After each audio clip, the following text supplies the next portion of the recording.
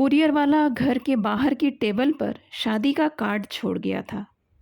मैं नहाकर निकली तो नाम देखकर मैं 2 मिनट के लिए सुन्न रह गई। रवि वेट्स कोमल। मेरी आंखों के सामने श्यामली का चेहरा आ गया। अभी कुछ महीनों पहले ही तो मिली थी उससे। पागलों की तरह तारीफ कर रही थी रवि की। कहती थी लड़कों में वो हीरा है और मैं प्लेटिनम। उसकी मेरे अलावा किसी और के साथ परफेक्ट सेटिंग हो ही नहीं सकती, और अगर हो गई तो उसकी चमक खो जाएगी।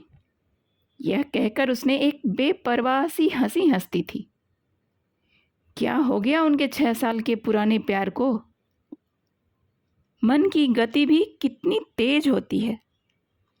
मुझे मेरा मन खींच कर कॉलेज के कॉरिडोर्स में ले गया, जहां मैं, रवि, श्यामली और निशा चारों अक्सर होते थे।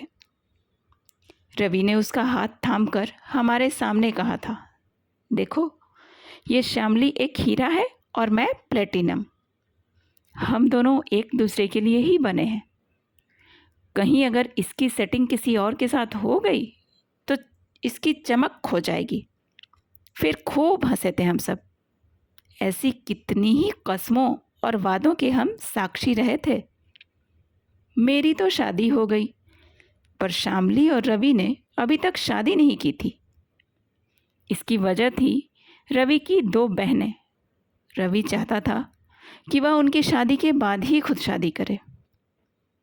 समय अपनी गति के साथ बदल रहा था और शायद उसके साथ उनके रिश्ते की तकदीर भी बदल रही थी। मुझे रवि की छोटी बहन की शादी अभी भी याद है। श्यामली बहू न होकर भी एक बहू के सारे फर्ज निभा रही थी। हम सब सहेलियां जब मेकअप में व्यस्त थीं तो श्यामली सभी गेस्ट्स को एंटरटेन कर रही थी। कई लोग उसे प्रश्न भरी नज़रों से भी देख रहे थे, पर उसे कहाँ इसकी परवाह थी। वो तो रवि की बावरी थी, कब की उसकी हो चुकी थी। रवि की माँ और उसका सारा परिवार श्यामली को बहुत चाहता था, इसलिए परिवार के विरोध का भी प्रश्न नहीं था। क्या उन कस्मों और उन वादों की उम्र इतनी छोटी थी? यही सब सोचकर मुझसे रहा नहीं गया। मैंने सोचा, आशंकाओं से भरे मन को आश्वस्त करने के लिए मेरे पास एक ही रास्ता है कि फ़ोन करने के बजाय मैं श्यामली से मिलूं। मैंने पुणे जाने का फैसला कर लिया। अजय यानी मेरे पतिदेव ने पूछा भी, पुणे क्यों? मैंने सिर्फ इतना कहा, दोस्ती निभाने। एक दोस्त ही तो है जो बिना कुछ खंगाले दिलासा दे सकता है। सुबह की बस से मैं पुणे के लिए निकल गई। रास्ते में मुझे उनकी यादों ने वापस घेर लिया। वो तो हमेशा कहते थे, प्यार एक भावना है जो समय के साथ इतनी गहरी हो जाती है कि हम ये भी भूल जाते हैं कि हम 2 लोग हैं। हर चीज़ में यही लगता है कि हम दोनों ही शामिल हैं। दोनों का अस्तित्व जब एक दूसरे में खो जाता है तब उसे हम प्यार कहते हैं। जब रवि यह सब कुछ कह रहा था तो श्यामली प्यार से सिर हिलाकर उसे अपलक देख रही थी। ये सारे सवाल मेरे मन में कौंध रहे थे और श्यामली के घर का रास्ता भी बहुत लंबा लग रहा था। क्या बीत रही होगी उस बेचारी पर? उसने तो पहले ही अपने जन्म के समय अपनी माँ को खो दिया था और शायद इस अपराध के कारण अपने पिता के प्यार से वंचित रही थी। वो तो बस उसकी मौसी थी जिसने उसे पाला था, और अब तो वो भी इस दुनिया में नहीं थी। अकेली एक छोटा सा घर लेकर रहती थी, बस एक उम्मीद और आशा के साथ। मन में उमंग लिए रवि के साथ के सपने बुनते रहती थी। कैसे उसने अपने आप को संभाला होगा। तभी ड्राइवर के हॉर्न से मेरी तंद्रा टूटी और कंडक्टर ने आकर कहा, मैडम आपका स्टॉप आ गया। मैंने बड़े ही बोझिल कदमों और आशंकित मन से श्यामली के घर का दरवाज़ा खटखटाया। दरवाज़ा खुला तो श्यामली ही थी। अचंभित नज़रों से मेरी ओर देख रही थी। मेरा बैग अपने हाथ में लेकर उसने मुझे घर के अंदर ले लिया। फिर बिना कुछ कहे पूछा, कार्ड मिला क्या? ज़रूर मिला होगा। मुझे लगता था तुम ज़रूर आओगी। शायद यही होता है दोस्ती में। बिना किसी बंधन के हम चांद और रात की तरह हो जाते हैं। जानते हैं, अगर रात होगी तो चांद भी ज़रूर आएगा। एक अजीब सा विश्वास होता है रात का चांद और चांद का रात पर। शामली ने झटपट गर्मा गर्म पूरी सब्जी बनाकर खिलाई। उसके होंठ सूखे हुए थे और आंखें लाल थीं। चेहरे पर थी तो एक हारी हुई सी हंसी। मैंने ज़बरदस्ती उसे कुछ खिलाया। खाते खाते उसका गला रूंध गया और वो फूट पड़ी। ये क्या हो गया अनुषा? मैंने तो कभी कुछ ज़्यादा नहीं चाहा था। बस एक छोटा सा प्यार भरा घर, कुछ अपने और उनके अपनेपन से भरा संसार। कैसे मैं इस आंधी में फंसी और खुद अपने हाथों से ही अपना घर उजाड़ लिया। कभी कभी अपने दिल की आवाज़ हमें अपनों से दूर कर देती है। मैंने उसे दिलासा देकर कहा, मैं यहाँ 2 दिन साथ हूँ, आराम से बातें करेंगे। पहले अपनी हालत को संभालो। इस तरह टूट जाओगी तो कैसे संभालोगी सबको जो तुम पर उंगली उठाएंगे।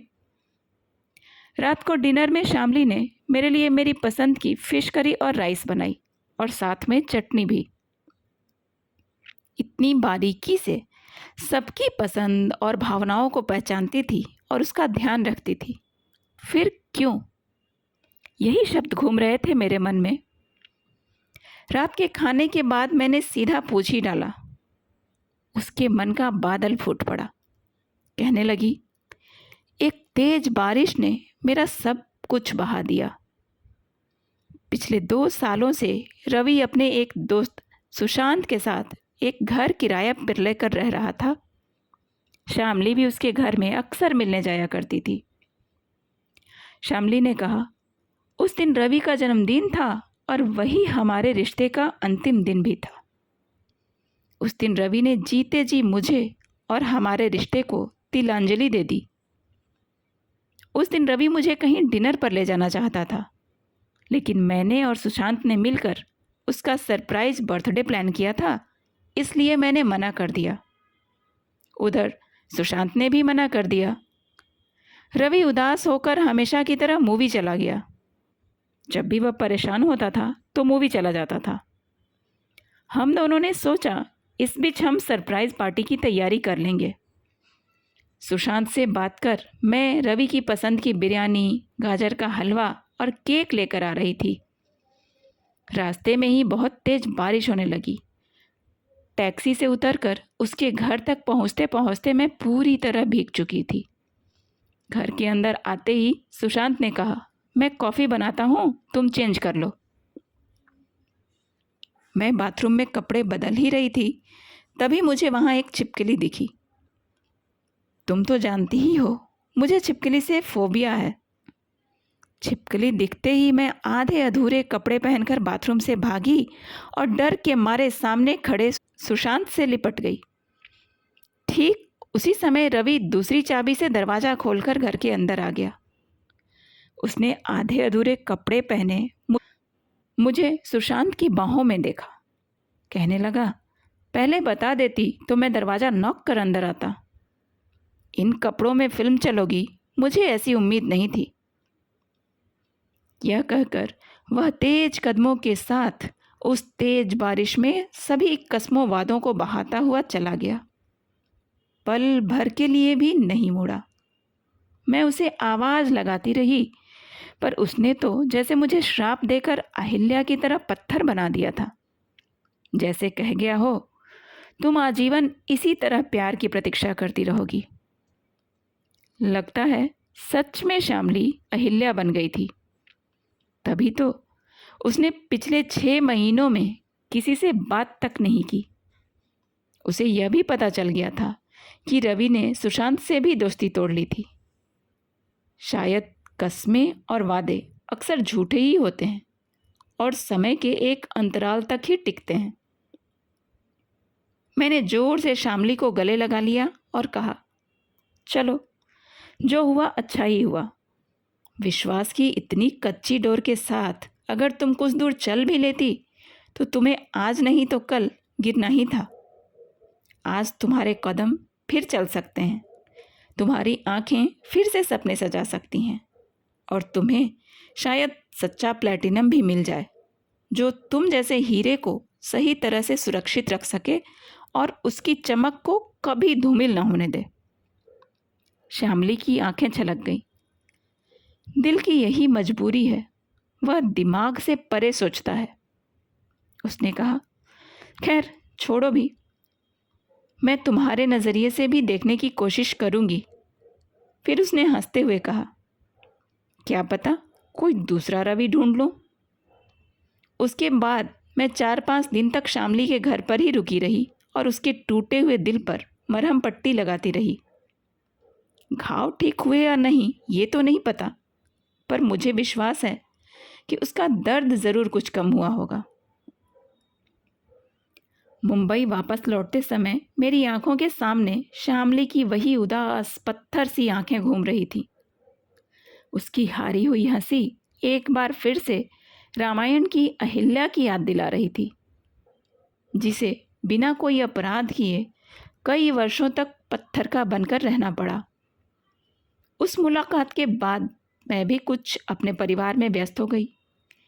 3 साल गुजर गए।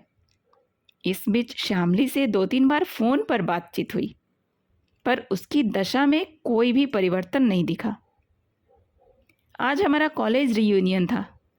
मैं जानती थी कि रवि इस रीयूनियन में ज़रूर आएगा, पर श्यामली के आने की आशा नहीं थी। अचानक वहाँ मैंने श्यामली को देखा। वह खूब हंस कर रवि से बातें कर रही थी। श्यामली चेहरे पर बिना कोई शिकायत लिए रवि से ऐसे मिल रही थी जैसे या तो पहले कभी उनका कोई रिश्ता ही न था या फिर इस बीच सब कुछ वापस जुड़ गया था। शायद मैंने ही उसे गलती से अहिल्या समझ लिया था, जो अपनी मुक्ति के लिए युग युग तक अपने राम की प्रतीक्षा करती रहेगी। उसका वह रूप देखकर मुझे लगा कि वह तो आज की अहिल्या थी, जो पत्थर की मूर्ति नहीं बनी रह सकती। आज की लड़की जो ठिठक तो सकती है पर रुक नहीं सकती, जो अपने जीवन में स्वयं प्राण डाल सकती है। फिर हम बहुत गर्मजोशी से मिले। उसने तपाक से रवि के सामने ही मुझे मिलाया अपने आंसू से। कहा, इससे मिलो। तुम कहती थी ना कि मुझे अपना प्लैटिनम जरूर मिलेगा। यही है मेरा प्लैटिनम, जो अपनी आत्मा की आवाज़ पर भरोसा करता है, न कि अपनी आँखों पर।